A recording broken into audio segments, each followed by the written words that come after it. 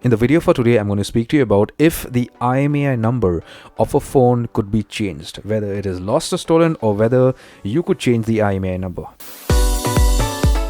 When your phone is lost or stolen, all sorts of things come into your mind. I do get that because in the past I had misplaced 2 phones and I do know how it feels.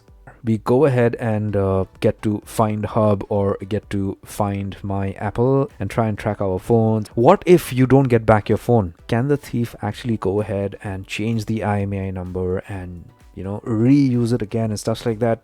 Simple answer is no, they cannot do that. So a thief cannot just go ahead and change the IMEI number and do whatever they feel like. Even if they say online that there are softwares that can do it and there are these methods that could help change the IMEI number, that's all rubbish.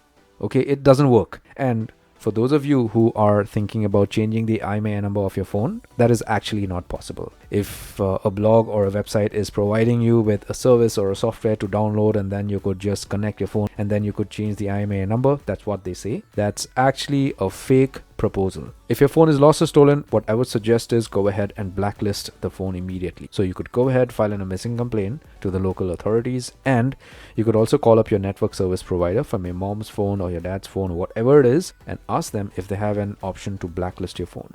So when your phone is blacklisted, it is mostly going on a global level. So if the thief tries to, register a new SIM from a different location, maybe a different country altogether, it is not going to get registered with any network if your phone is properly blacklisted. If you have any further questions or any doubts, do let me know in the comment section below, or you could even send me an email. Take care, my friend.